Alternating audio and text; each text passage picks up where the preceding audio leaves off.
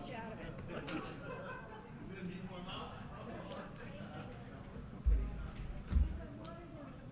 For everyone in the audience, we were in a special meeting ahead of time, and I need to close that meeting out before we move to our official meeting. So let me close out this special meeting. Make a motion to come back into session. Engstrom motioned and Westover supported. Those in favor? Aye. Those opposed? Motion passes. Second call to the public. And this is only for our special meeting. We'll have 2 call to the publics coming up. All right, thanks. Board member comments, anything? All right. How come we don't have, yes, how come we don't have board member comments on our agenda?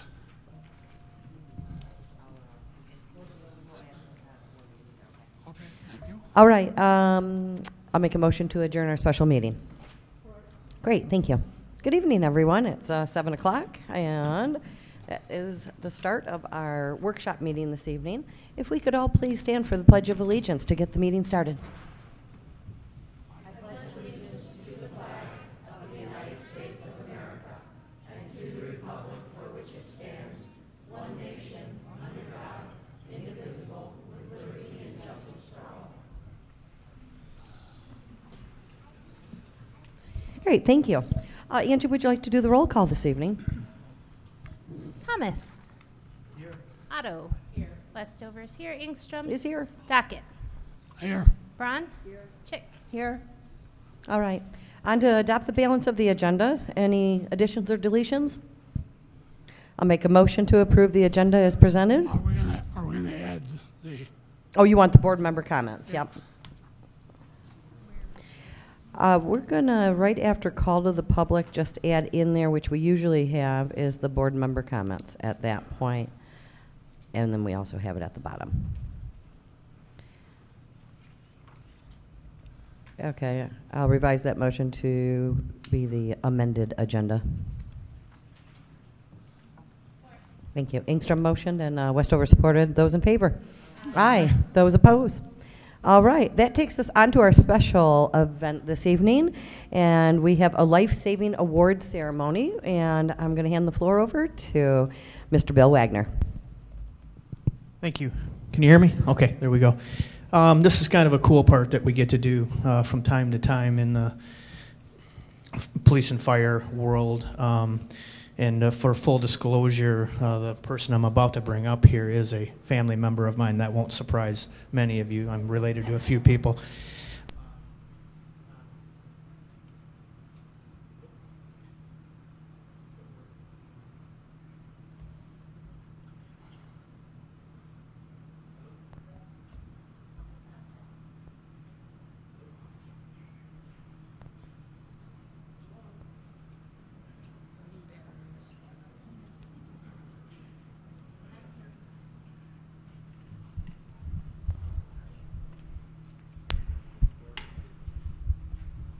All right, this battery will work fine because it's not a battery.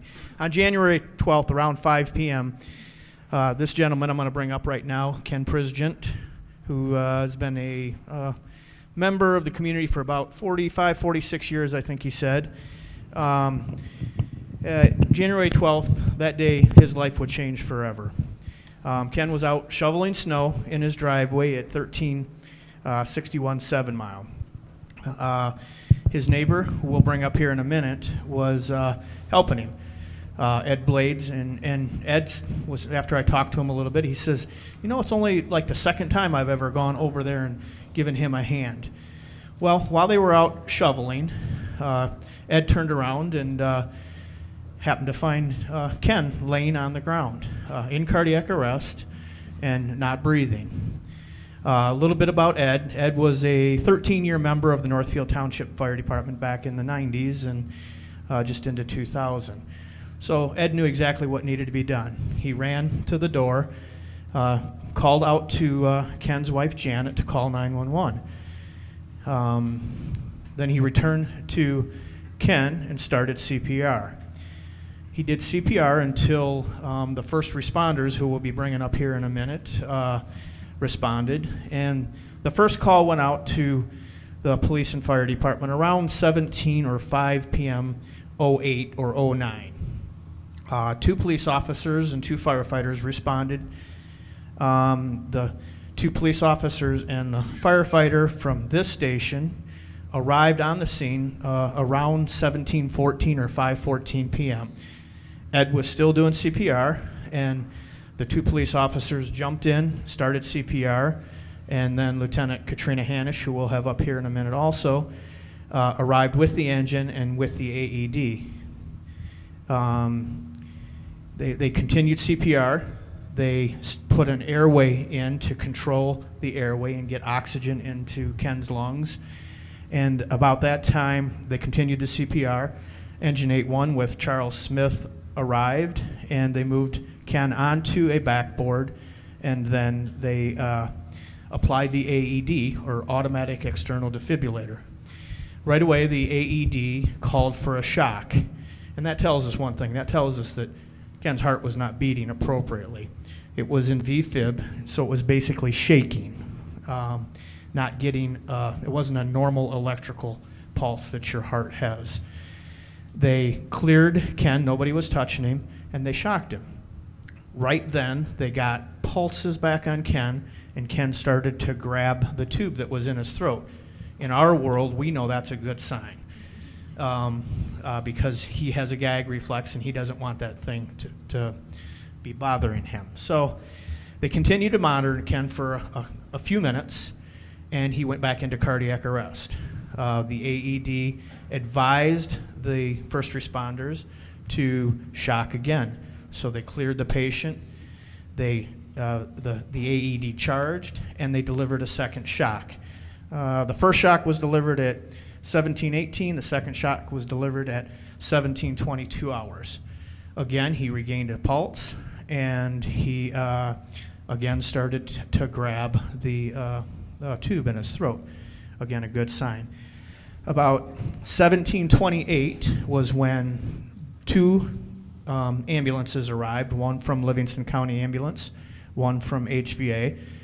They gathered up the patient.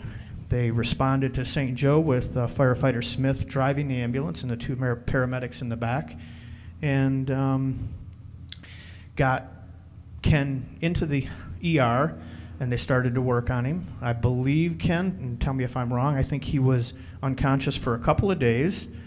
I think they medically sedated him or put him into a medical coma, lowered his body temperature, brought his body temperature back up. A couple of days later, Ken woke up, and a couple days after that, had bypass surgery, correct? And here's Ken today.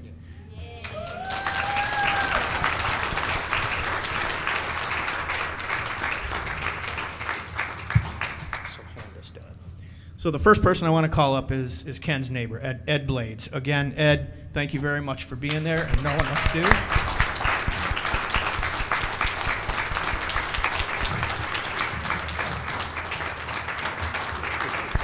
Let me read that. This certificate is awarded to Edward Blades of the Northfield Township for his actions and contributed in saving the life of Kenneth Prizgent. On January 12, 2016, Mr. Prizgent suffered a massive heart attack while shoveling snow in his driveway.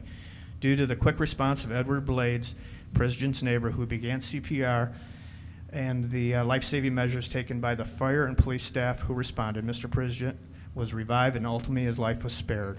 Your heroic actions will always be appreciated and remembered. Thank you.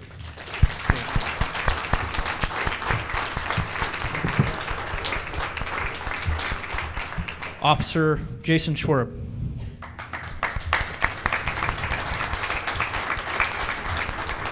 Let me read it first. Officer Schwerb was the first responder on the scene. This certificate is awarded to Officer Jason Schwerb of the Northfield Township Police Department for his actions that contributed to the saving of the life of Kenneth Prizgent.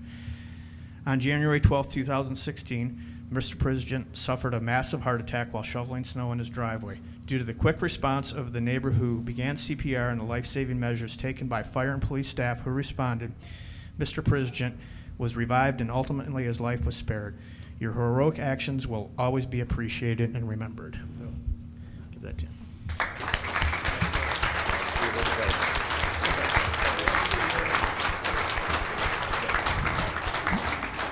Lieutenant Katrina Hanisch. Lieutenant Katrina Hanisch with the Northfield Fire Department. This certificate is awarded to Lieutenant Katrina Hanisch of the Northfield Township Fire Department for her actions that contributed to the saving of the life of Kenneth Prisgent. On January 12, 2016, Mr. Prisgent suffered a massive heart attack while shoveling snow in his driveway. Due to the quick response of the neighbor who began CPR and the life-saving measures taken by the fire and police staff who responded, Mr. Prisgent was revived and ultimately his life was spared. Your heroic actions will always be appreciated and remembered.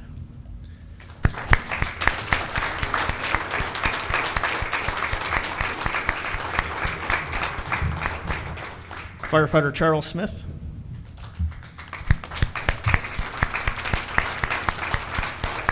This certificate is awarded to firefighter Charles Smith of the Northfield Township Fire Department for his actions that contributed to saving the life of Kenneth Prisgent.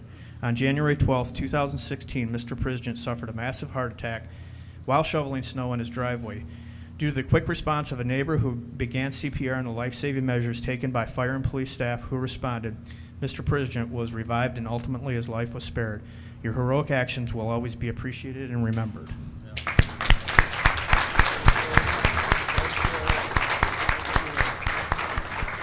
Now, I do need to mention one more police officer who is ill, Officer Rich Paquette, who was there around and about the same time that Officer Schwerb and Lieutenant Katrina Hanisch showed up. So a round of applause also for Rich.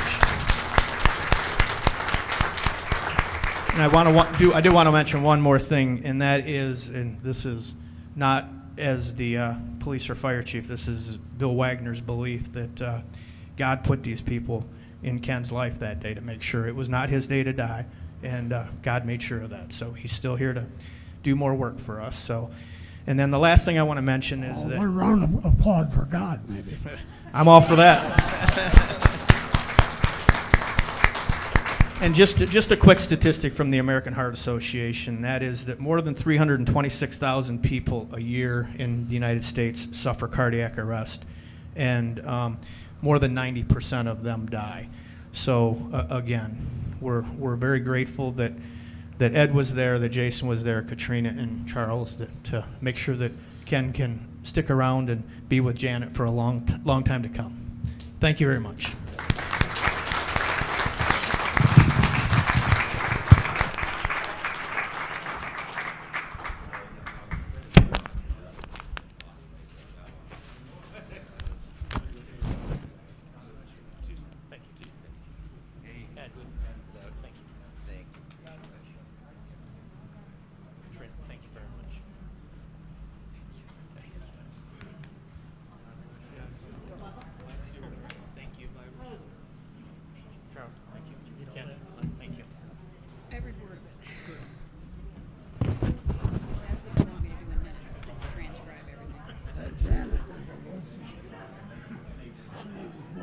Maybe I got that.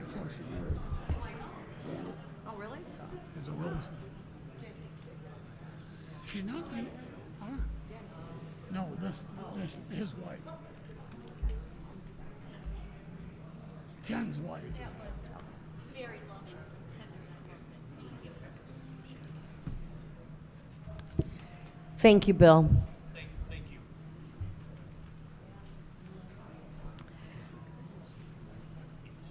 All right.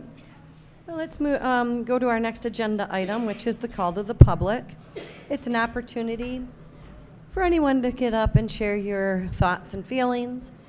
We do limit you to 3 minutes, and it is not a question and answer time for the board. We can address your issues later on during board member comments. Do we have anyone? Welcome to our first speaker.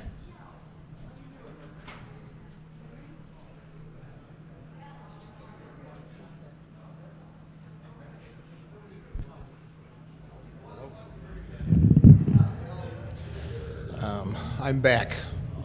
I can hear you too. I'm Craig Warburton, 450 West Joy Road. You know, I spoke at the last meeting and pointed out that I had sent each of you an email about a specific conflict of interest I thought was taking place, and the net result wasn't very extreme. Didn't seem to get taken up by much. I went to the next Planning Commission meeting, and my 2 letters, there was actually one that I didn't send to everyone here. I carbon copied the supervisor about the manner in which the Planning Commission selected their officers. Both letters were included in the packet. I was very glad to see that. And then came the agenda item correspondence. And not a lick was made, not a comment given, not a notice made. So I started to wonder, maybe I'm just not getting this. Maybe I just really don't understand what takes place. And I sat through the rest of that meeting, and it got down to the comments from the commissioners. And about the time one of them started to try and quell rumors about his wife and his marriage, I decided it was time to leave. There was no more business to be had. And I got home and found out there was copious amounts of business done as a comment from the commissioner. And when it came to the chairman of the Planning Commission, his comment from the commissioner went on for about 30 minutes. It involved discussion with not less than 5 commissioners, Manager Fink, the new planning consultant. It involved a number of revelations and almost cheap stage theatrics about how things get to the Planning Commission. And maybe that's when it started to dawn on me. Mr. Fink gave, in his typical fashion, very good oratory, highly detailed about the difference between a formal and an informal request for a zoning change. And it started to dawn on me, that's what I haven't gotten. So I went back to the ordinance, I went back to the enabling documents, and I could find nothing in there about informal applications for conditional use or informal applications for zoning changes. My contention has always been that the conflict of interest is how the living water proposal made it to the Planning Commission. It got there because it has members on the Planning Commission. I did find where they really should have provided our clerk with 11 copies of an application that has a drawing to scale, maybe even with a straight edge, about $1,550 worth of fees.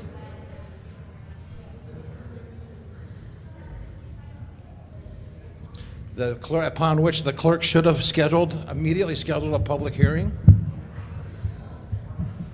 And the owner of the property or the petitioner should have put up their 4x8 signs notifying the public of the pending conditional use application. And none of that took place.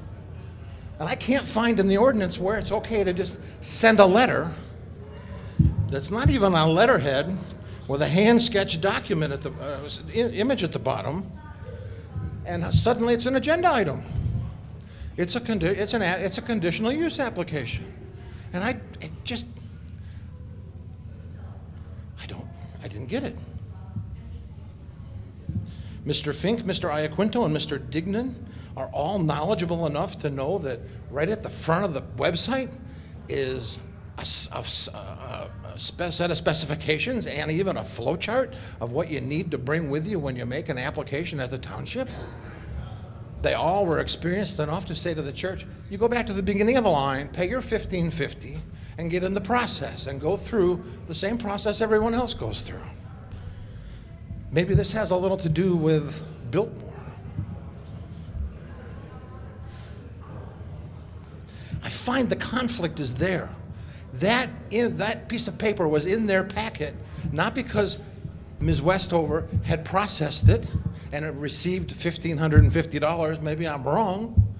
The drawing certainly wasn't to scale. I think there was a fair amount that wasn't there. It takes 3 minutes to find the description of how you apply for these things. I know, I'm getting right to my point, I'm sorry. I have just a little bit more though, and then I'll be gone for a while, I'm sure.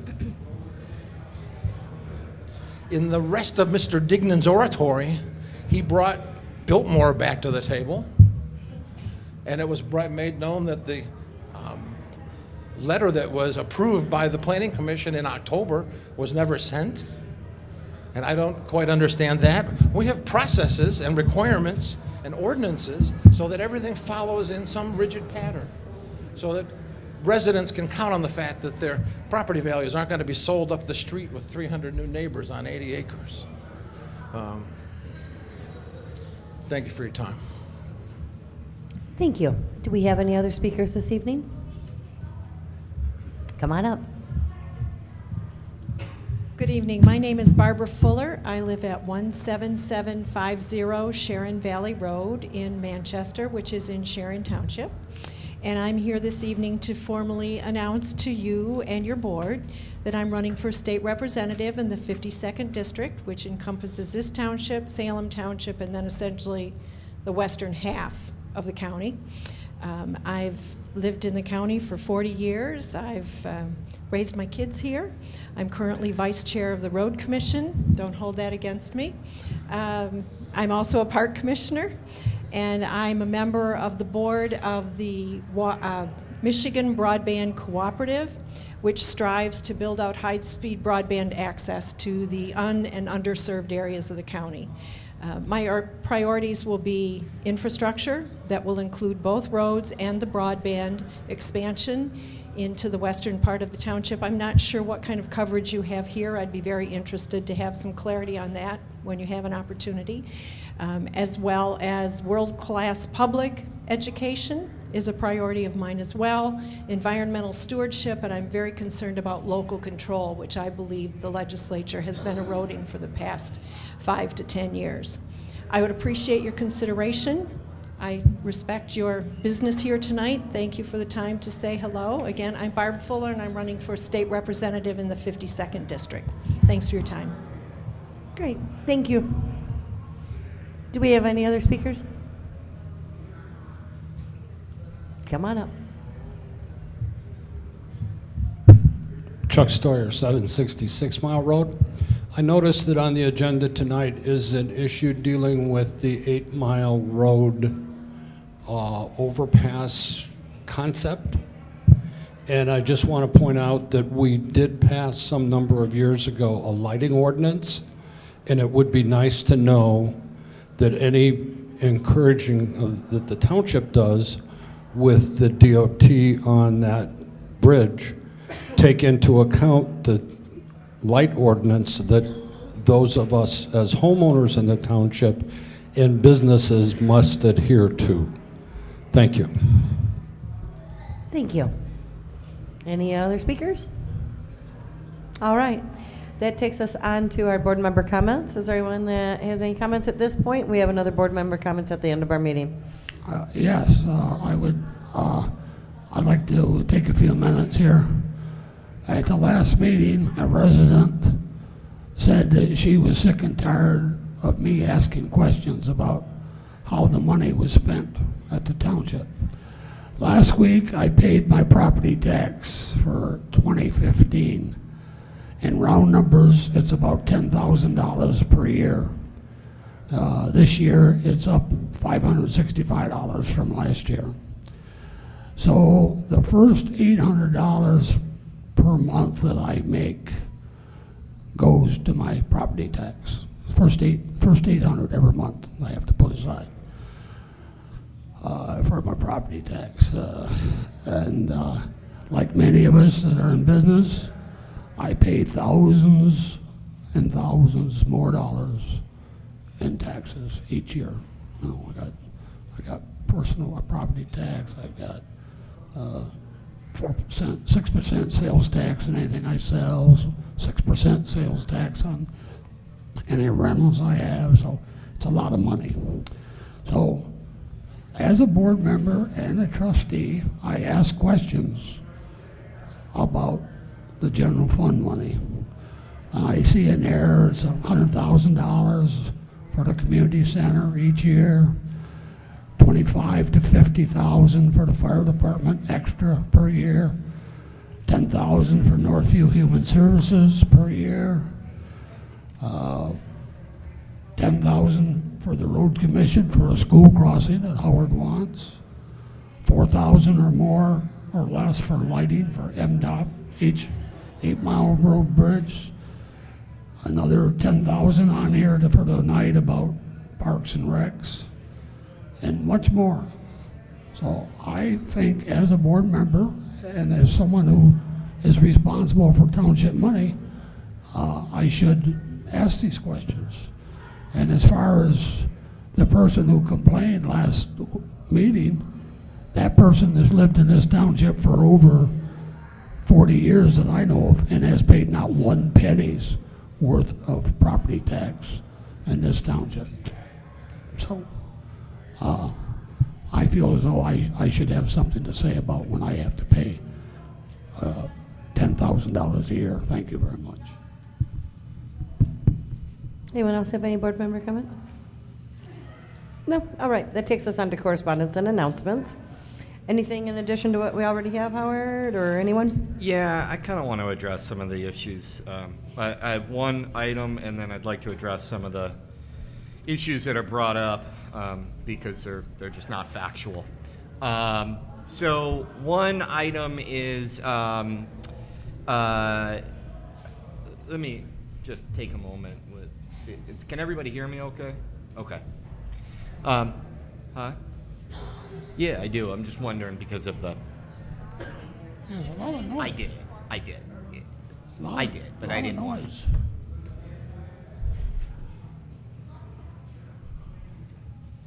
So,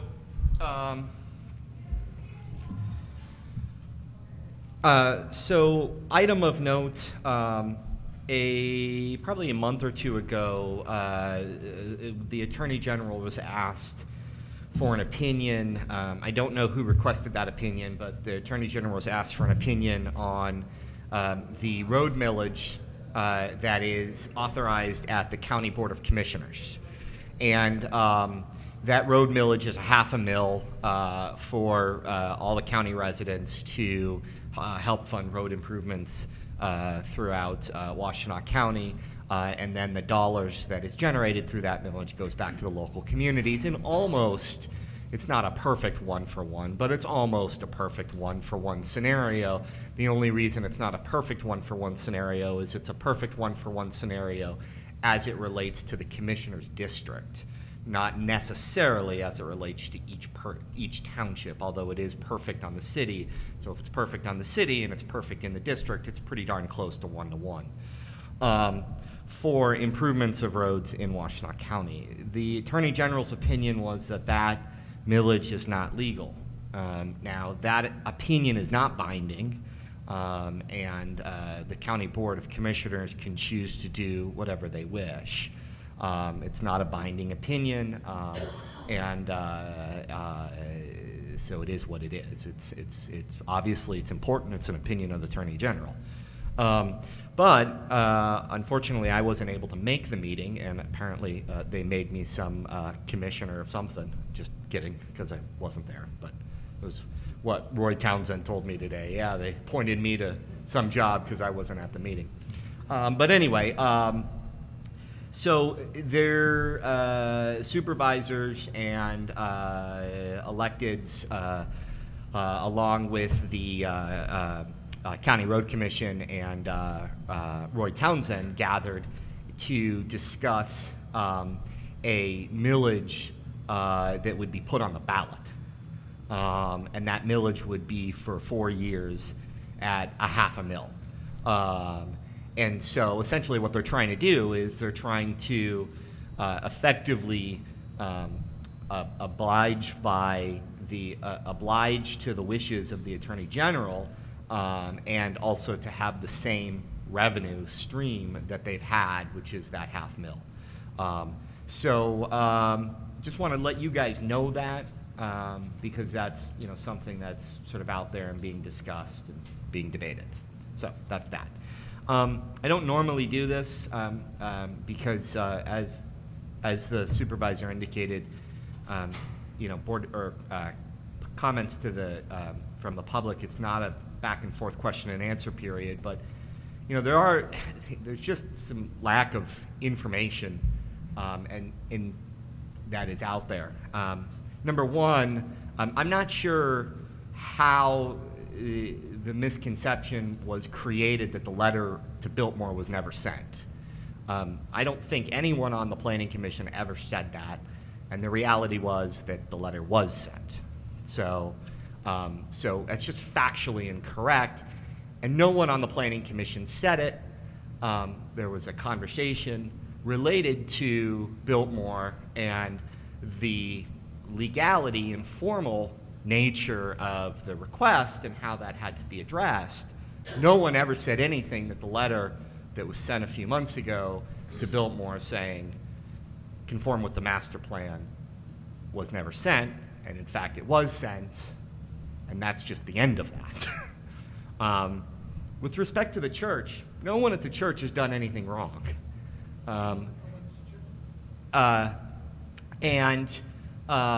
The process is really simple. The church sent an email asking for the Planning Commission's consideration in changing the ordinances. That email was sent on to the Planning Commission. There's nothing more at play here than simply that. There is no conditional use application that is in front of the Planning Commission, which means that there are no fees that are generated for a conditional use application in front of the Planning Commission. I will check to see if there are any fees associated.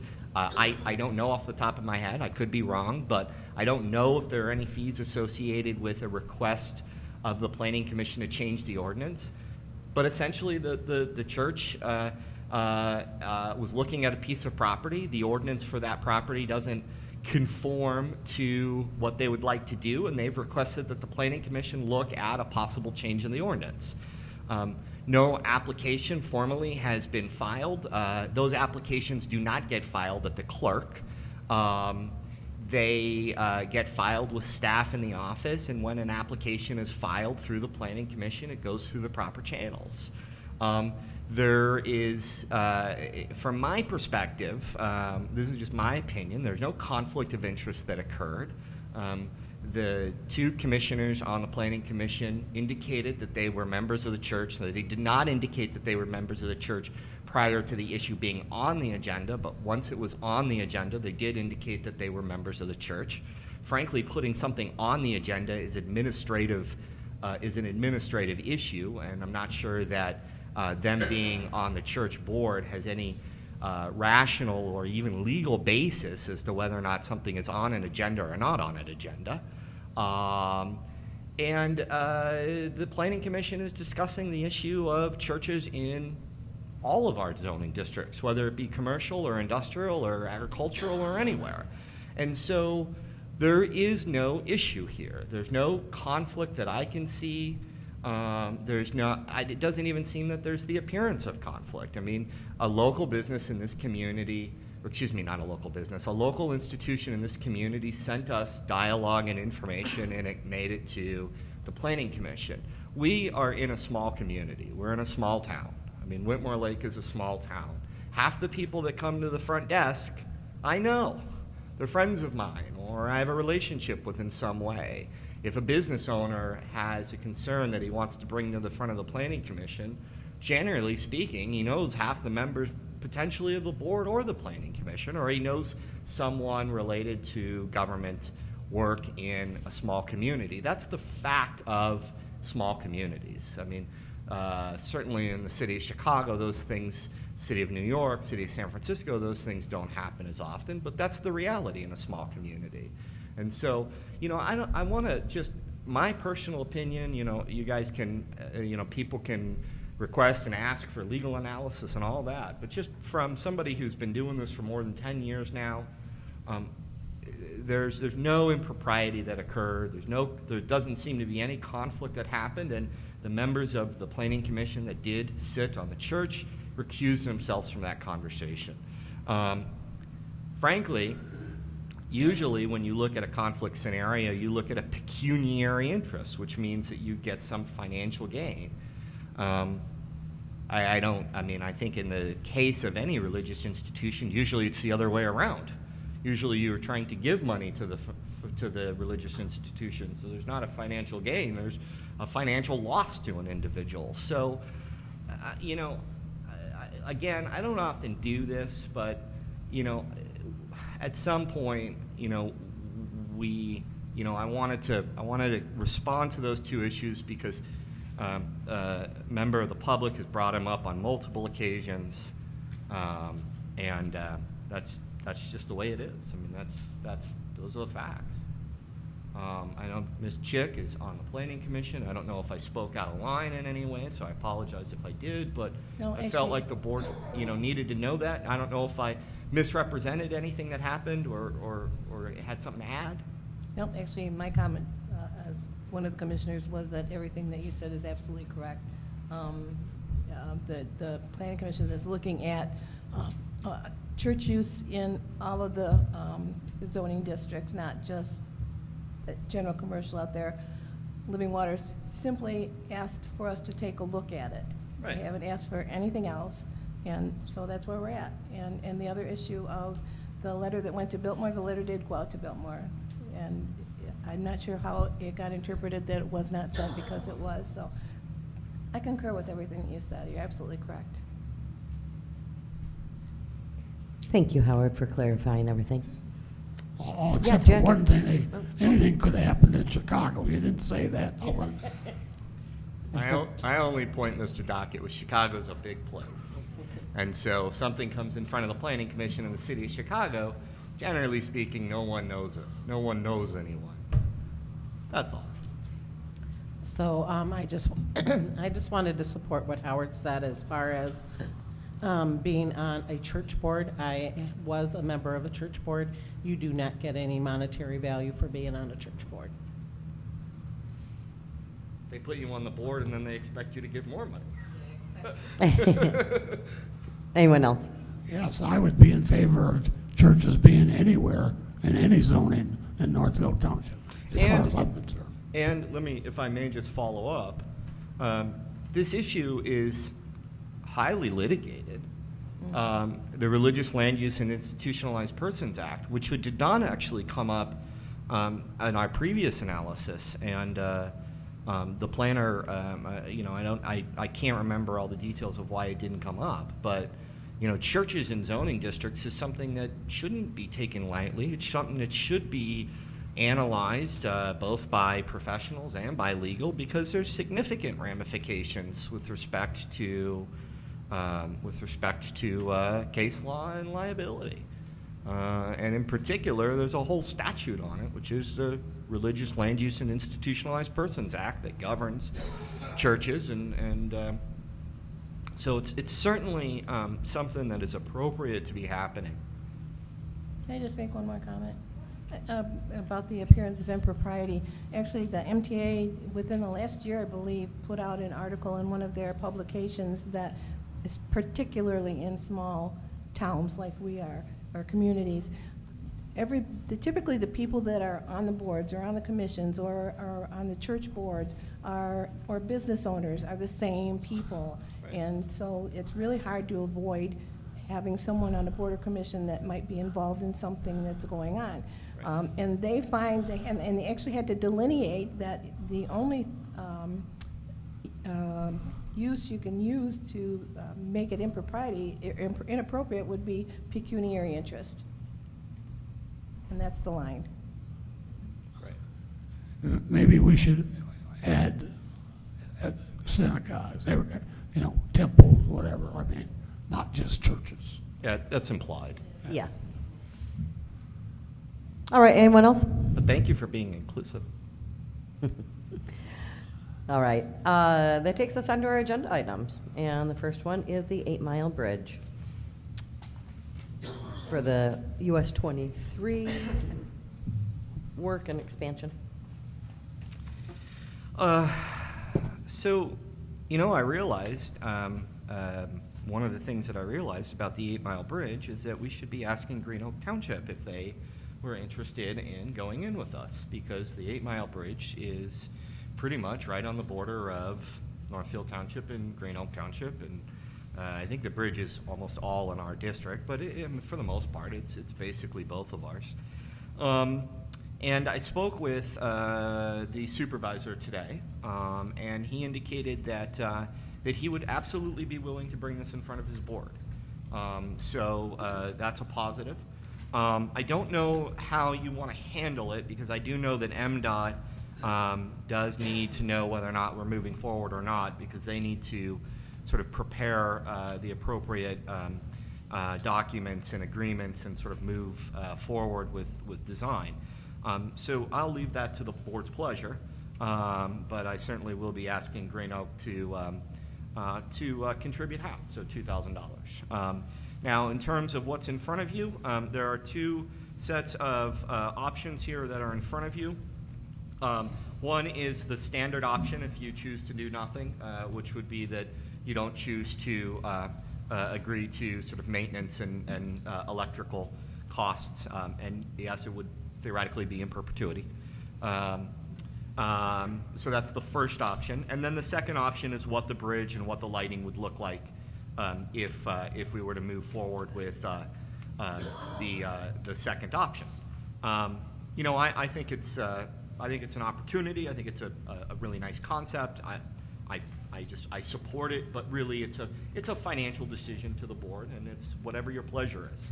I think that Green Oak would be supportive of it, but I obviously can't guarantee that because I only spoke with the supervisor, and obviously there are 6 other voting members of that board. So I will tell you that there are no other financial sort of contributors for this. MDOT's not contributing to it. I mean, they've sort of built this in as a sort of nicety for Northfield Township because the whole project is in our community. But you know, they're not going to pay for this.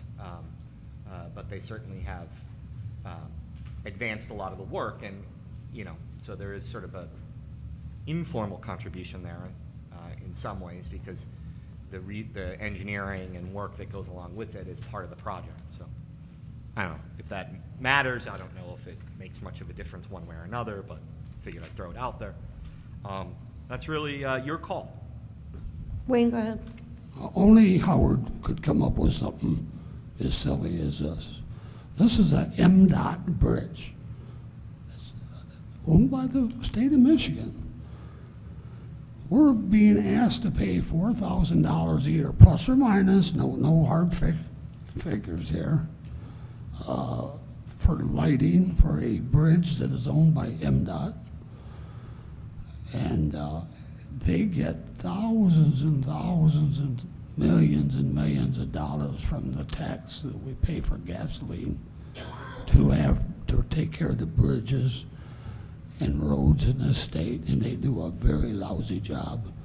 Why in the world would we want to be involved with the road with the MDOT on a bridge deal like this? And we're going to pay for it forever. It just, you know, Howard pays absolutely not one penny of taxes in this township. He comes up with every one of these cockamamie ideas. I mean, come on, folks. Why in the world would we even think about getting in bed with the MDOT and spending all this money? Thank you. Jackie? Yeah. So Howard, just one question. So the difference between the two Yes. on the designs and everything, is Yes. there additional costs? I know there's additional costs for the second one because it's beautiful, but is there any additional cost to us other than the $4,000 a year maintenance? No. And how are you, oh, I'm sorry. No, I just, That is what MDOT has said to me. No. Okay. I have no indication of any additional cost other than I don't think you should maintenance use of the line. $4,000 because it says plus or minus. okay. The one thing I would like to say is that the second design will really bring Northfield Township to a different level. It will bring us to a scale of looking like we want to grow, that we want to improve our environment, that we want to be a community that thrives. That's just my opinion. Howard, can you refresh our memory? When we talked about this last time, was it just, were we in favor, or it wasn't an actual vote at that time? It wasn't a vote, but Okay. it seemed to be that there was a lot of head nodding in favor. Okay, so tonight you're looking for the actual vote then? Yep. Okay. And so I would be looking for the authorization to go ahead and also to sign the contract with MDOT. Go ahead, Janet. So the two designs, one is the gateway at 8 Mile and the other is the North Territorial. They're two different, right? Well, it does say North Territorial. I didn't actually realize that, but they're going to look the same. So okay. this is the gateway, and if you don't want the gateway, then the bridge is going to look like this Okay. at 8 Mile. Oh, Yeah, we're just talking about 8 Mile. okay. Never mind. North Territorial is what it is. That is correct. It is not getting fancy. When do they have a start date yet? It depends on who you ask. Okay, how about a gut feeling? I don't think we're starting until significant construction in 2017. In 2017? Yeah. Okay. Yeah. Wayne? I noticed that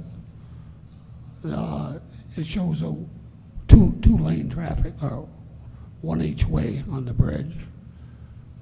This is 2 lanes, right? Yes. Underneath, I see no extra lanes that they're talking about for traffic someday. So it looks like it's only 4 lanes.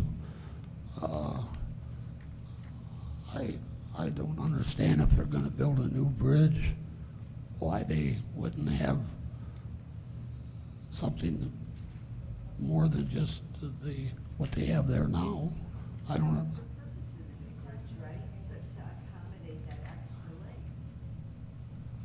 It's just not showing in the picture. Right, I'm it's- the guessing, rendering because is for the The whole bridge. purpose of the bridge was we got to make more room here, or a little more room, a little tiny more room. Yeah. Well, there's nothing on It's in the just, picture. it's just, the picture's not correct. Wow. There's, And the foundation is wide enough to provide expansion if they wanted to put a 4th lane in. Yeah. Actually, I mean, it does show the 3rd lane in there. But. Is there a concern with the lighting, like Chuck brought up? I don't see if they're. No, but we will check that. We would make sure that the lighting does comply with our down-shielded requirements.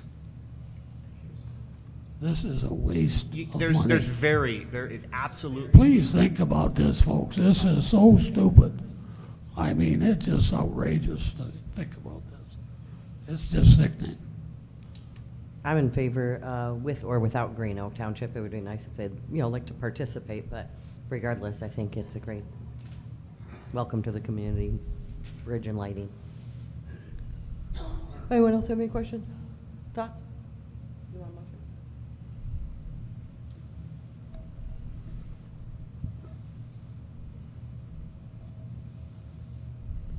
I'll make a motion to approve the estimated approximately $4,000 plus or minus cost per year for the lighting and maintenance cost associated with the 8 Mile Road Bridge, and give Howard the authority to sign the agreement with MDOT.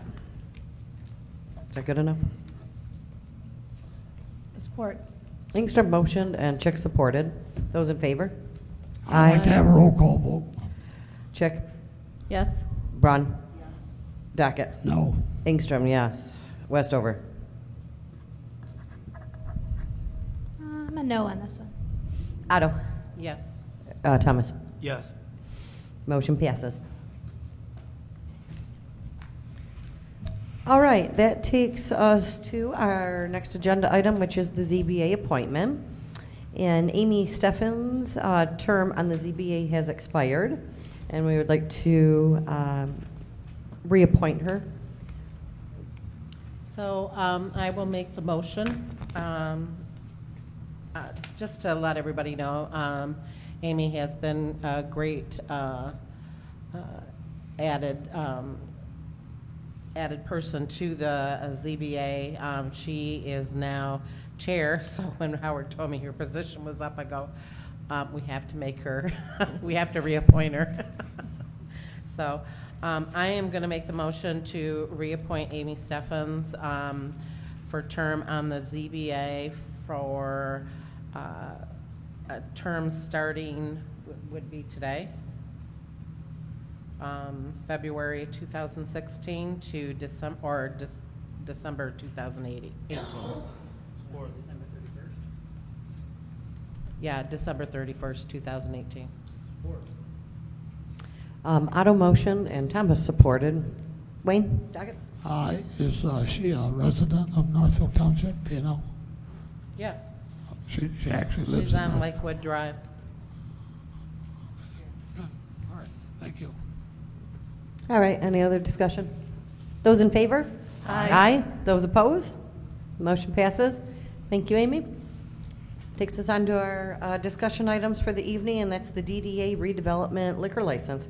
Howard, do you want to run with this? And I see Barb Griffith is here in the I'm audience. going to get us just started, just a 3-minute introduction, and then if Barb wants to come up and speak. So essentially, in the statute, there is the ability for DDAs to go after liquor licenses. We do not have any additional liquor licenses in Northfield Township. The liquor licenses are distributed based on population. This board actually approved its last liquor license probably about 6-8 months ago, if I recall correctly. And we think that obviously liquor licenses are a good tool from a redevelopment perspective. Through this statute, the liquor licenses do come through the state, if you will. Theoretically, they're through the DDA, but they come through the state, which means that they're can be purchased at a below sort of market value. If you were to go out and purchase a liquor license on the market, this would be cheaper. So in front of you is some documents and some work that moves us forward in making that happen. So, Barb, do you want to kind of give the rest of the process? And yeah, he did a good job. It's something that was only available to cities in the past, but in the past few years has become available to townships.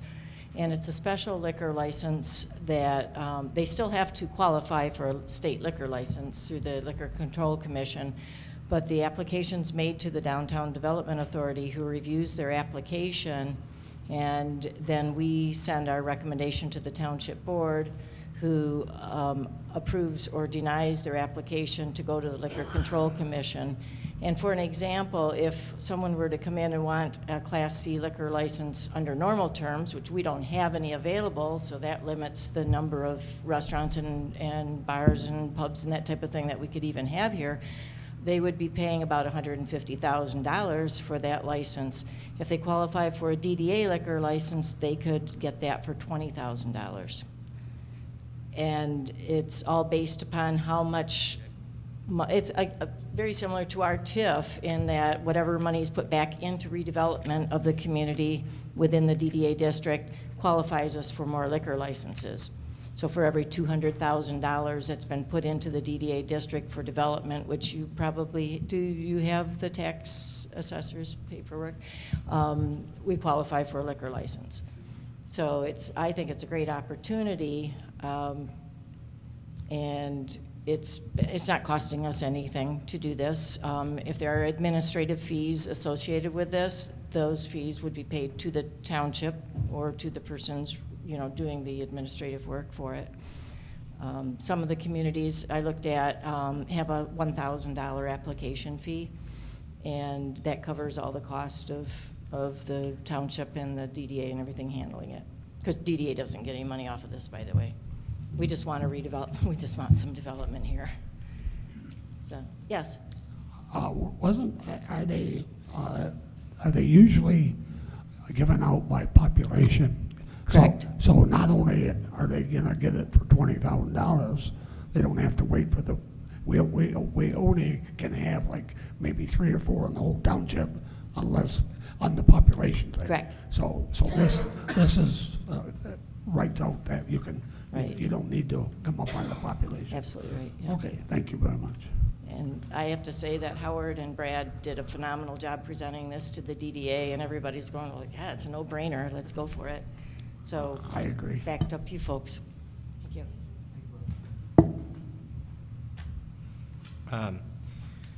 just real quick, I'll go through just some of the documents that we have. The first sort of document is just a summary. The second document in there is our sort of, or not our, but the DDA's requirements for liquor licenses. A resolution that will be on the agenda whenever you wish. And then the last document, I just wanted to make note that so every 200,000, as Barb mentioned, you get a liquor license. And so what we did was we went the last 5 years and we took all of the construction value in the DDA, and we, in addition, we put about 550,000 in there for the non-motorized path because the third phase isn't totally complete. The grand total is $3,462,060 of investment. And you see that the auditors certified that, and also the clerk, Madam Clerk, will have to certify as well. And so that gets you, well, what's 3 million divided by 200,000? 18. So that gets you 18 liquor licenses. So, you know, that's plenty for us. So every time somebody applies for a liquor license, they have to actually put in and contribute at least $75,000 in redevelopment to the DDA. So it's a sort of self-creating mechanism that sort of keeps regenerating itself. So anyway, we could have come up with probably more. It was funny because I had this conversation with the assessor, and he was saying that he did this with another community, and they wanted to try to figure out every single penny of new investment. And Tom said, but what does it matter? I mean, what if you have 500 liquor licenses? Can you use them all? So it was funny because he came up to me today and said, well, couldn't we put in the dollar amount of the US 23 project? And I said, well, I don't know that we need like 10,000 liquor licenses for the downtown.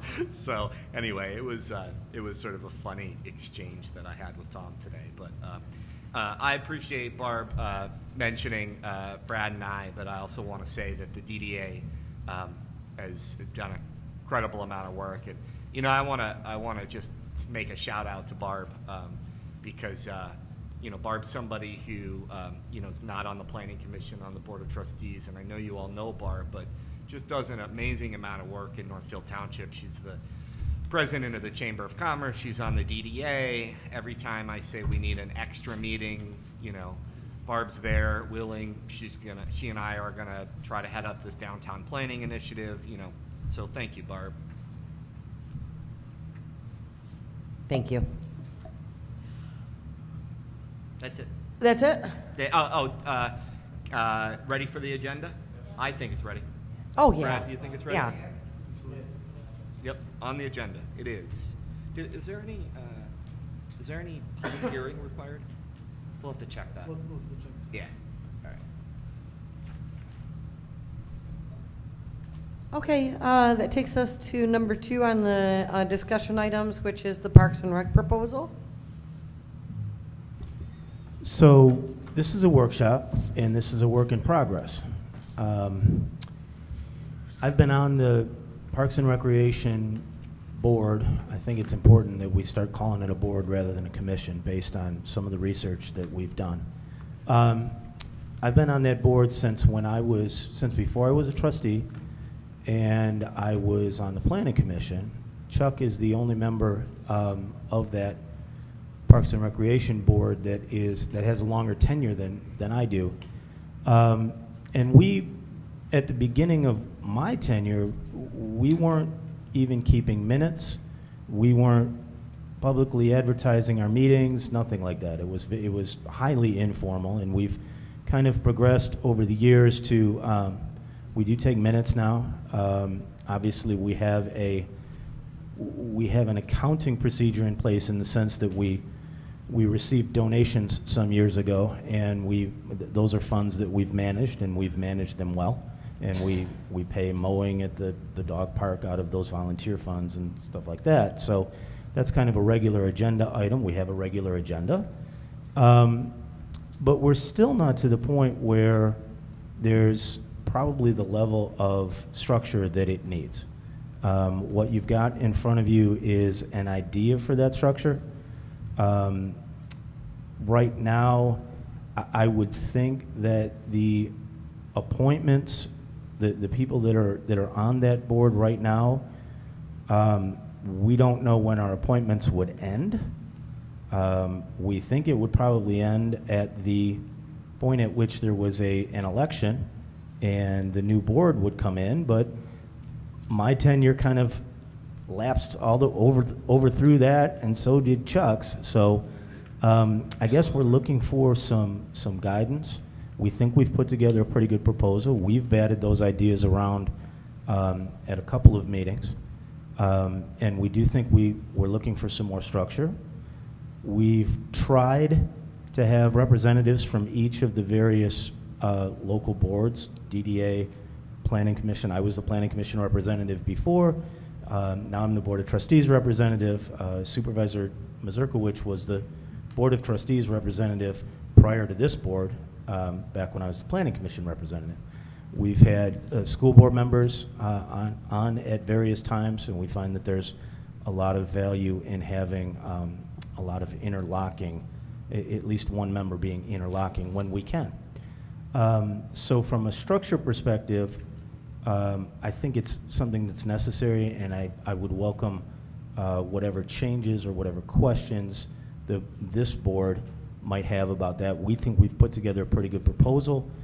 The terms are staggered, or at least the initial terms would be staggered, so that to allow for some continuity as the years kind of progress. We're also asking for some funding. We're asking for a figure of $10,000 per year. This is not money that we will spend lightly. It's not even money that we will spend without debate or without reporting to this board. I would envision a scenario where the Board of Trustees representative from the Parks and Recreation Board, every agenda meeting would have a report, would be responsible for generating a report that would show funds that went out, bills that got paid, on a much smaller scale, very similar to what is done at the township level.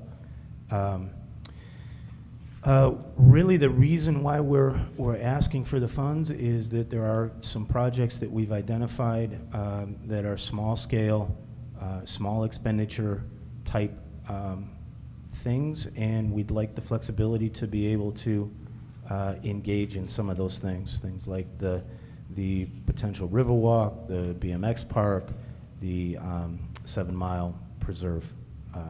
And with that, I'll take any questions that you guys want. I don't have any questions, and I'm definitely in favor of, supporting, the $10,000 request. Wayne, you got something? Yeah, where's the $10,000 coming from? It would come out of the general fund.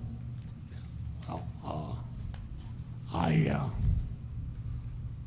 I think that Northfield Parks and Recs is creating bigger government, and I think dedicating funding for the township Parks and Rec should come from millage passed by the taxpayers of Northfield Township. So I am not going to be in favor of this. We have Independence Lake Park, which is a beautiful park, less than a mile from here. Why do we need the redundancy of more parks? I think we'd be better off to spend money promoting the independent parks that we're already paying for through our Washtenaw County millage, through our taxes. So, I just can't see what we're every week here, every meeting, we're spending $10,000 here, $10,000 there. Something that's in the proposal that I didn't iterate, that I should iterate, is that we're not compensating our members. It's a strictly volunteer board. Everybody understands that, and it's going to continue to be a volunteer board. We're not going to pay members per meeting or anything like that. Well, so is the downtown development the same way. They don't pay either. What's that? the downtown development. Absolutely. They don't pay either. Like I said, it's in the But proposal. somebody's got to pay $10,000, so. Correct.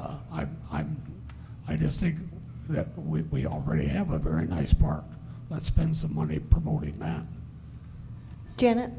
Well, I've lived in the community for 16 years now, and I paid way more than $10,000 in taxes. I would like to see my tax money go to something worthwhile in the community that the residents can actually use and enjoy and improve the community and help bring more people into the township, which will make our businesses grow.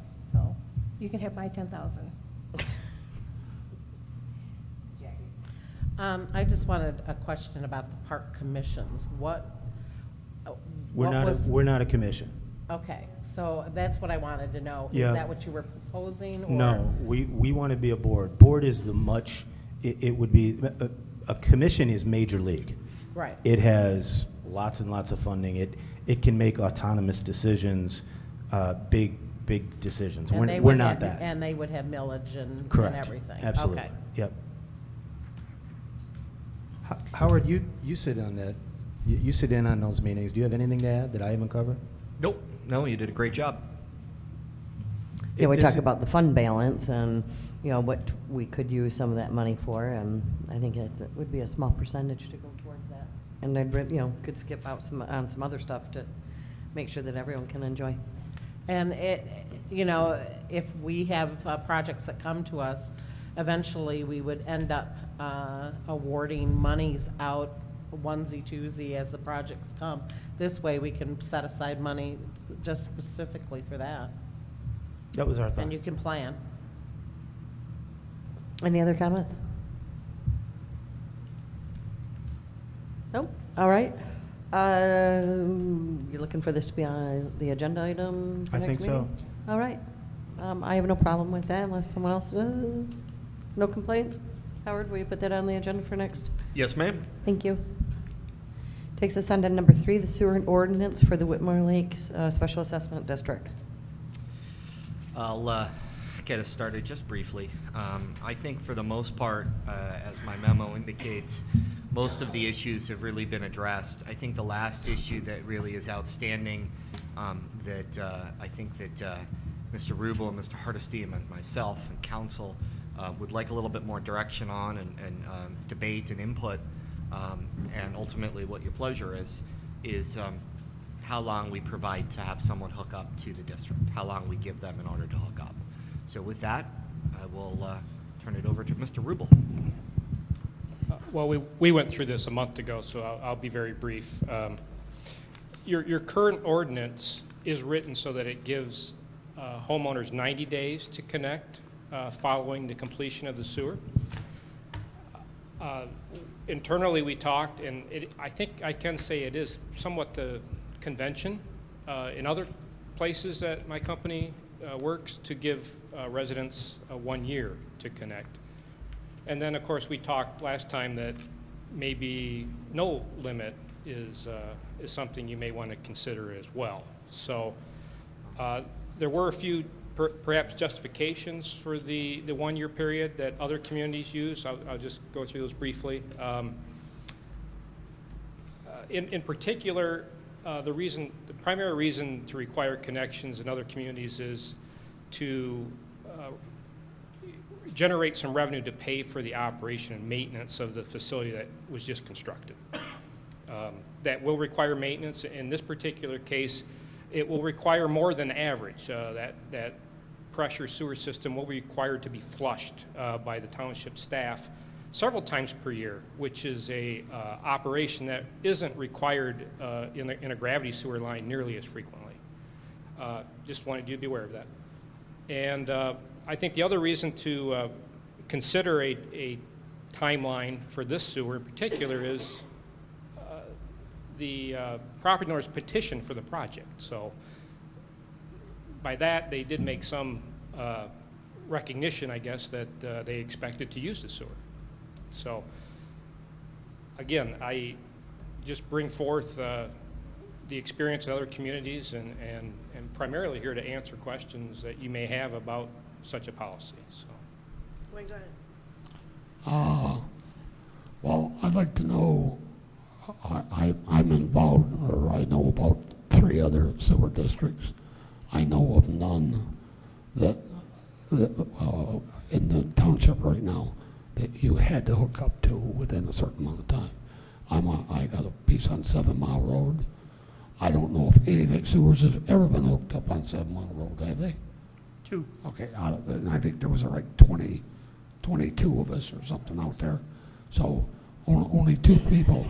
So why are we on Whitmore Lake Road here on Main Street? We didn't have to hook up. North Territorial sitting out there with dozens and dozens and dozens of lots that are not hooked in, they were not made to hook in. So I'm wondering why are we forcing these people who may have a $20,000 or $30,000 sewer system?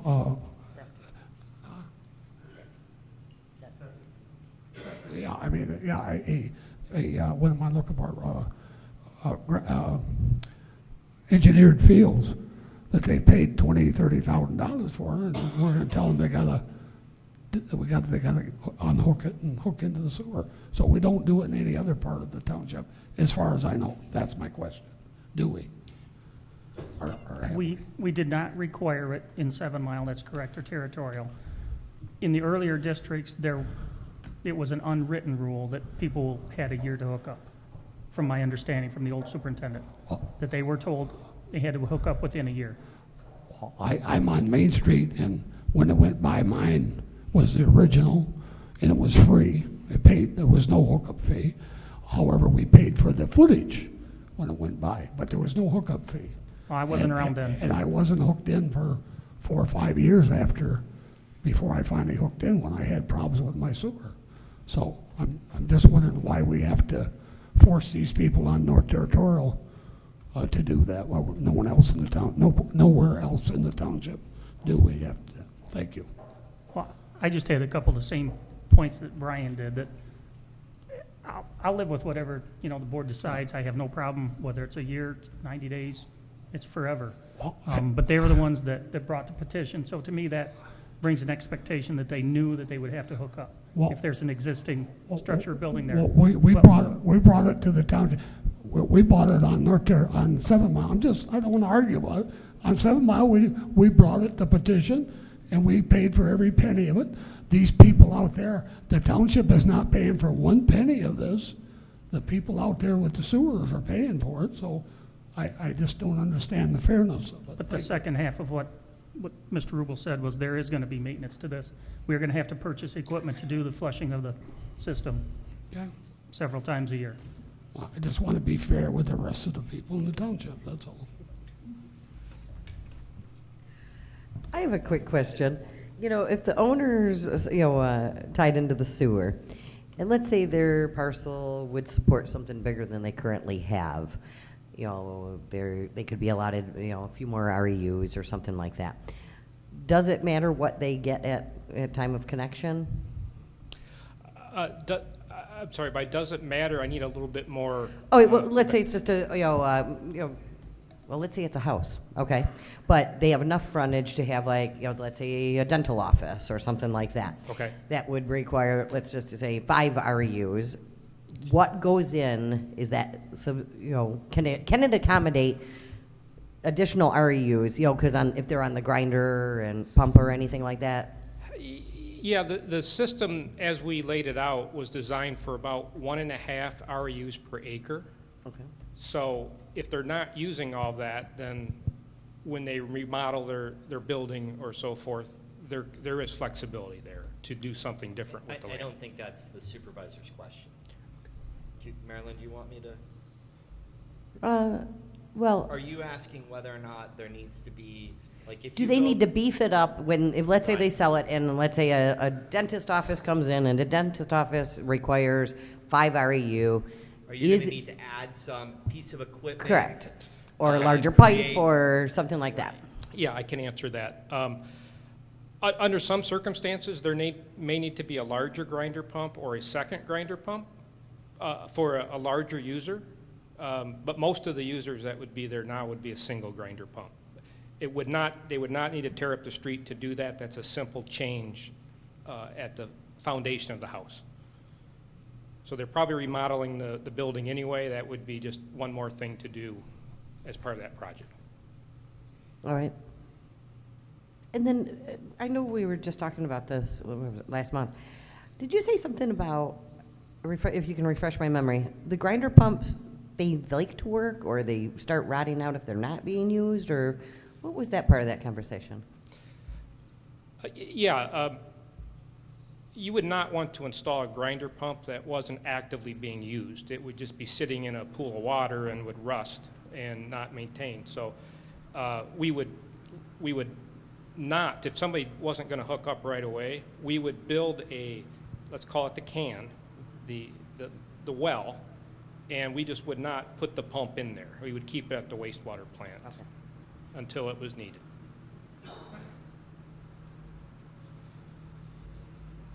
But they'd be paying. The assessment. Well, yeah, well, I guess that would be your policy if you adopt it. You charge them at 1 year, and whether they've hooked up or not, that could be part of it. Is there a discount or anything, or any cost savings if when it's coming through that the grinder, when drop the pumps at that time versus just doing the wells? Where does that affect everyone on money? There is. To do it as part of the project would be cheaper for them. Those that hook up right away, it will be part of the project. It's part of their assessment. Those that do it 3 years from now will need to install sewer pipe and the pump itself. Mm-hmm. So it would be significantly more expensive for them to do it 4 or 5 years from now than it would be right now. All right, any other comments, anyone? How about if they do it a year from now? I mean, we're going to put it in and they're just not going to connect for a year? Or we're not going to put it in at all, so they have to? I can't bring the contractor back in 11 months and have them install it. So they need, if they're going to realize that savings, we need to know that this spring. We have had a few people opt out of the easement process too, and we would need to go back to them and say, are you interested? It is in the apportionment. It's up to them if they have it installed or not. So. Brian, part of any delay, if we were to go further than a year, and I understand Mr. Dockett's concerns about an engineered field, it would almost go without saying that if that field failed, that they're going to have to connect at that point. Absolutely. Right. We talked about that. The county would not allow them to. Right. Okay. Yeah. They would not receive a permit from the county to rebuild their field. That's correct. Yeah, if you're within 200 feet of the sewer, that's our rules as far as I know. But I just don't see forcing these people to. It's not costing the township anything. Not a penny. They're paying for it. It's their project. So I don't understand us forcing them to do it. All right, so any other questions from anyone since we've got Brian here? No? This is obviously something that you need on the agenda next meeting. I'm assuming you need an answer on this now? Or what you thinking here? Yeah, we kind of do. I think so. We do need to sort of finalize these ordinances, and the rest of the ordinances we can address, finalize amongst ourselves. But I mean, you've heard from your advisors. This is a pure policy issue. This is what the board's pleasure is, and so yeah, we kind of need a number of what to put in the ordinance. And then we can write the ordinance. Now, it doesn't mean you can't change it when we vote on the ordinance, but we need to know what to put in the ordinance. Do you want us to put a year in, and then you guys, if you guys feel like you don't have the votes, or you don't want to vote, or you want to do something different, you can change the ordinance at that meeting. However you want to handle this, but we need some direction as to what you guys would like us to put in there. We have no ordinance in any other part of, we have, what, 7 districts? Yeah, well, we're going to start having ordinances. We have no ordinance in the 6 or 7 districts that we have. Yeah, well, we're So going I to start think it's having unfair. ordinances for each of the districts. Well, I think it's unfair to do it to this. Are the property owners aware that the extra fees involved if they decide to, let's say, connect in 2 years? All I can tell you is every public meeting we had, I did present that as a potential fee that could be charged as part of the project. Okay.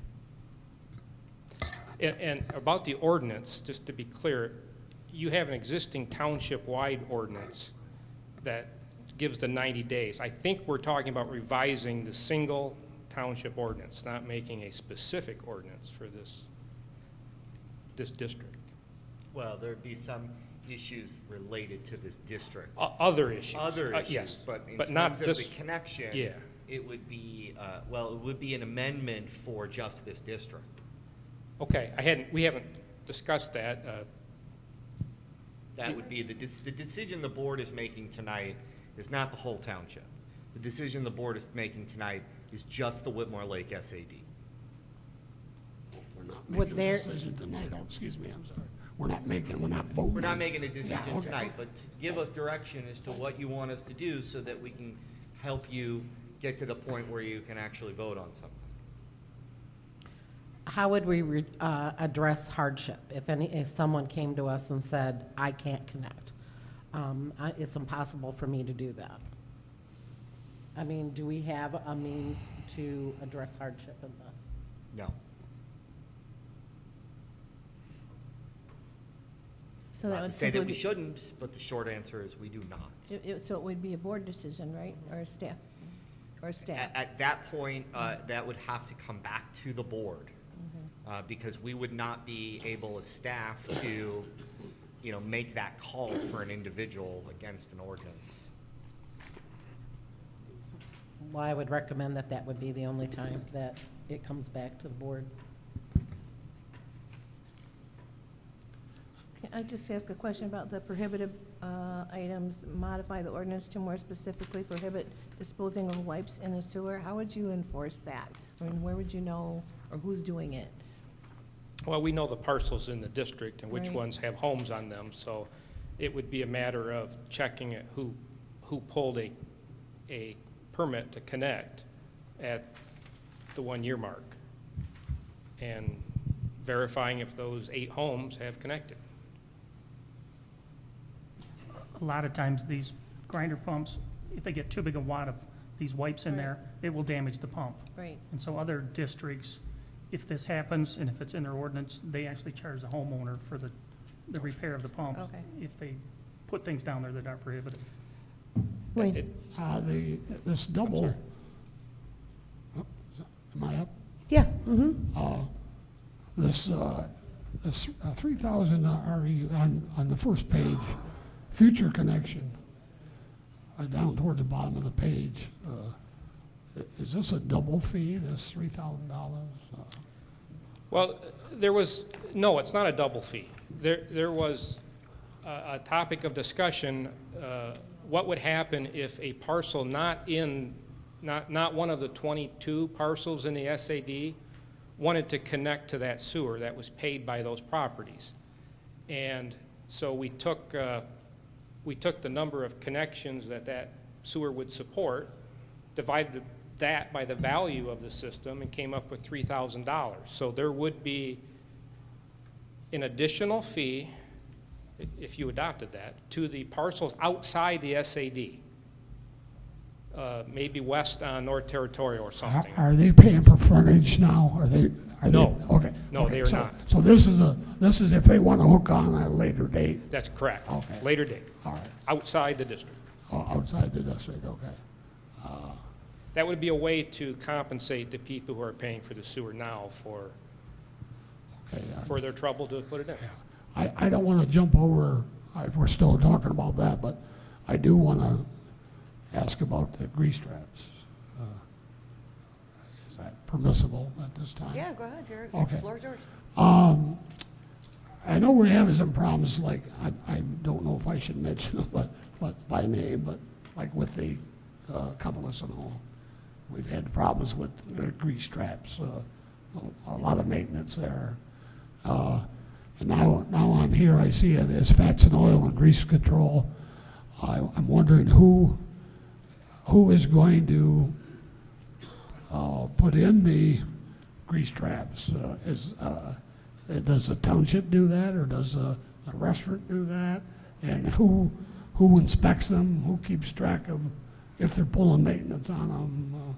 Well, I think this is mainly for anything new that comes in. They will be required to have a larger trap than is currently allowed.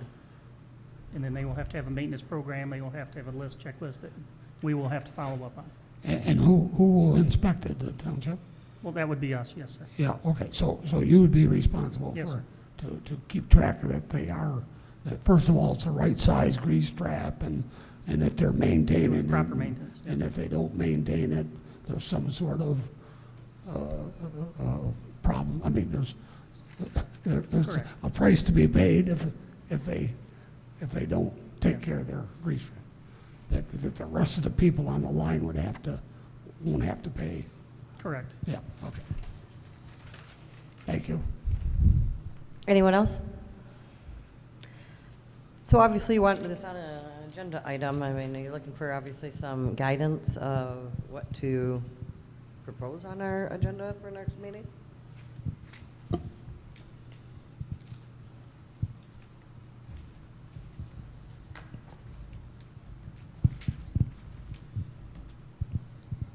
I'm still unsure. So I'm sorry, I can't give you any direction right now. Can I just say, we're only talking about, what is it, 8 initial hookups? Correct. So if 8 hook up or 4, probably my staff is going to have to do the same amount of maintenance to this system 4 or 5 times a year. It's going to be flushed.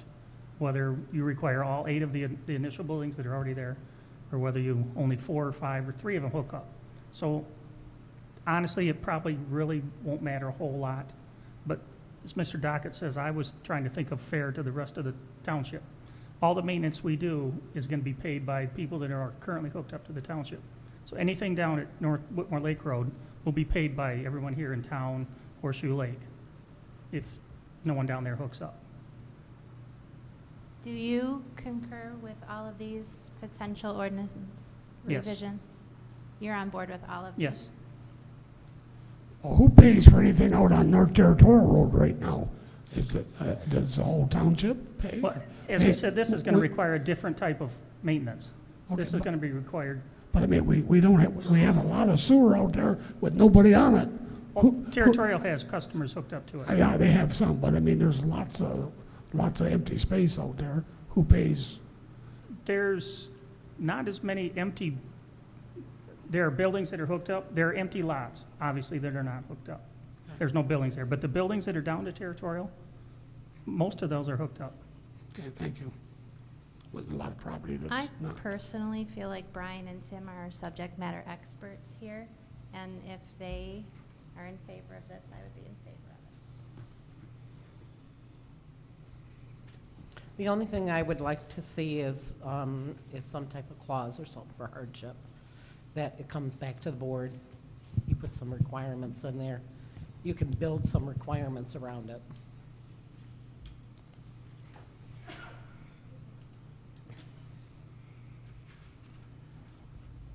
All right, anyone else have any thoughts or directions that you could provide tonight? I'm not sure. I think 90 days is not good. 1 year, okay, but I'm not sure right now. But we can still put it on the agenda and Yeah. decide at that meeting. We can yeah.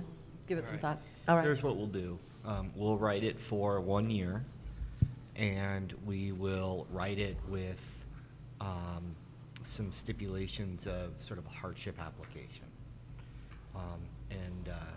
Jackie, if you don't mind, we can maybe even just talk after the meeting as to kind of what you're thinking about. Probably some kind of income requirement, like you know, 80% of area median income or 50% of area median income or something of that nature. I think you'd also have to include assets, you know, and have someone. Yeah, claiming- I mean, it's gonna be tough. It's but tough, yeah. We'll do our best, and then we'll have another debate when we go to vote. And then when you all go to vote, just remember that when we go to approve the ordinance, we need to be clear about whatever motions we're making in changes in the language. You know, so if there's a change that needs to be made in the language, we need to make a motion and, you know, and make sure that we're clear on that, so. All right. All right. Sounds great. I have a question. Yep. Sorry. When you say that people have to hook up, you're putting the main in, right? Yes. And then when the people are ready to hook up, you have to lay the line to the home, right? If they give us an easement, we'll lay the line to the home on day one, during the construction project. It will, and we'll put the can for the pump there, and if we know they're gonna hook up, we'll put the pump in too. Okay, so that hookup, when they do it later on, is $3,000, and that includes, No, if it's later on, it will be and they give us an easement, we'll still run the line to their home, we'll still build the can for the pump, we'll still put the pump there. But if they haven't given us an easement, now we can't build on their property. right? And they're gonna have to pay all that cost from their home out to the street on their nickel. And there are, I think, 3 of those that haven't given us the easement. It's in the contractor's bid, so the money's there to do it if they give us the easement prior to the contractor starting. So it's possible for them to give you the easement, you lay the pipe from their house to the road, but they still might not hook up, right? Okay. Right. So this it's would, not, they should either way, they should absolutely have the pipe laid, because it's part of the, it would be to their easement. benefit to have the pipe there, yeah. right, and then worry And about hooking up. we'll accept easements all the way up until construction. Right. So if residents decide that they change their mind or a business changes their mind, you know, as long as the proper documentation is signed, we'll accept it all the way up until the last minute. We don't want to take anything away, any benefit away from the residents. We want to give every opportunity to get them that benefit. So we'll be flexible in whatever way we can. But Brian is right. There's no, the district is happening. There's no reason, there's no value from the business or homeowner's perspective to not provide that easement. There's just none. And Brian, I'm glad that was brought up, because I did not realize that was included, that you were taking it from the main line all the way to the structure. Right. I thought that was going to be part of a homeowner's, you know, fee to incur. So can you tell us exactly how much would a homeowner, you know, obviously they have the assessment, but if they're hooking up, what is the cost? If the infrastructure's been up to the foundation of their house, they pay on your REU table, which is $35.50 to connect, and then they will have a small cost to abandon their septic tank and run their plumbing into the grinder pump. That will, I'm going to throw out $1,000. It might be plus or minus a few hundred. $35.50 is one REU, but some of the businesses may be 5 REUs, so it's 5 Thank you. times $35.50. That's correct. That's correct. But we have to remember that if you went out here and built a new house right now, you'd have to hook into the sewer. I mean, it's no big deal. I mean, why should we force these people to? I mean, any place you went in Whitmore Lake here and built a house, they're not going to run the sewer up to you. You have to hook into it. You have to pay to hook into it. Pay your contractor. So Right, but so I was I don't- surprised to learn that, you know, I didn't don't- know that you were, I don't see why we're talking about forcing these people to do it now. I mean, regardless of what happens, you have to pay to hook in my opinion. Everybody, no matter where do you go, you'd have to hook in yourself if you build a new house in this township. right, from your new house, you take the line all the way to the main line, if you want to say, but you're laying the pipe from the building to the main line. We are.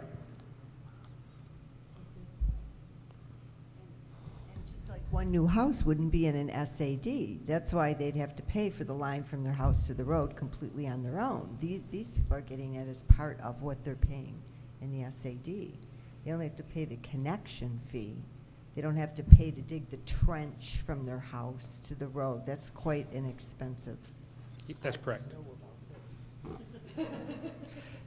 And that's usually done that way on a grinder pump system because of the unique nature of the grinder pump. You like to get those in day one with a contractor you trust, and that's why it goes to the home on a grinder pump project. Whereas a gravity sewer project, when you construct it, you might just stop at the right-of-way line and have the homeowner later on build the connection out to the street. That's just a little special thing that grinder pump projects do.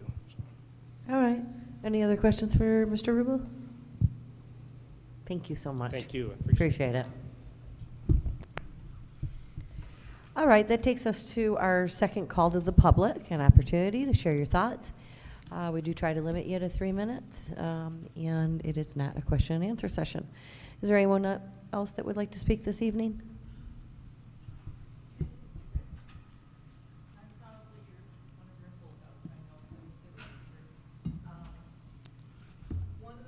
Oh, I'm sorry. Yeah, can you talk into the mic? Sorry. And state your address.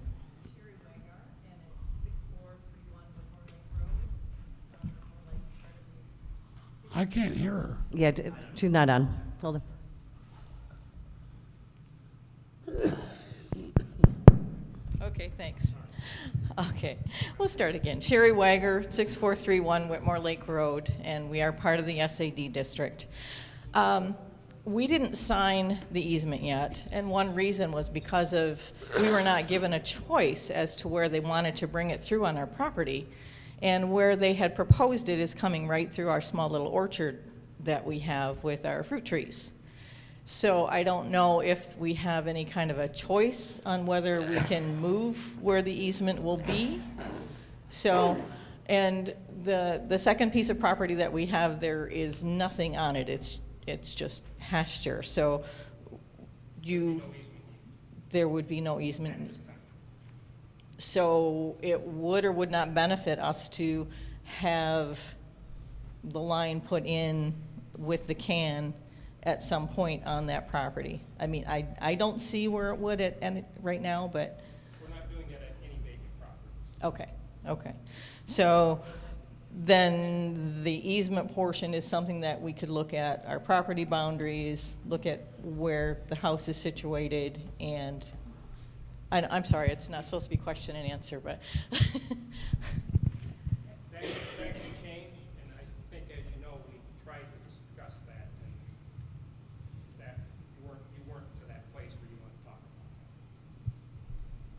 Sure. Okay. I know this isn't a question and answer, but we had those conversations with other property owners where we, the different places where we needed, where they'd like the easement to go. But you weren't. Were you talking to Mike Howard? I can't hear. What did you say? You weren't in a position where you wanted to have those conversations or you wanted to go down that road. So. Okay. Do we can certainly have those conversations now. Okay. No question. Do we have a beginning date for this construction yet? We're waiting on the contractor to return his contract to the township. Mm-hmm. And as soon as that happens, his first submittal will be his schedule. How will that be announced to everybody? Mr. Fink will have to answer that. We've been answering some questions, and that's okay, but let's try to get Yeah, back maybe, to. again, maybe kind of the call to the public to stay how we always do, and maybe you Okay. could contact Howard tomorrow during the day and get the questions answered that you Okay, might have that okay. are specific to yourself. We can do that. And I just, when you're talking about putting together your, the writing of the 30 days, 90 days, 1 year, the hardship clause and things like that, it would, I think, behoove you to look at other townships and check their wording on how they have done this and how they have handled it. There's no sense in reinventing the wheel. It's already out there someplace. So don't don't let anybody force you into making a decision right now as to, we have to make this right now. We have to have this for 90 days. We have to have this for 120 days, whatever. Vote your conscience on those kind of things. Look what you need to do. It's already out there. So thank you very much. I appreciate it. Thank you. Is there anyone else for call to the public? Thank you. Still Barb Fuller, Manchester. I talked with your public safety, your chief, earlier today. You folks don't have a red barrel depository, for those of you who aren't familiar with that. If there are unused drugs, painkillers that you have, any medications you want to get rid of, the best way to do that is to have what they call, it's a euphemism, a red barrel. In Manchester, it's a slot in the wall at the public offices. In Saline, it's a freestanding, looks like a big red mailbox.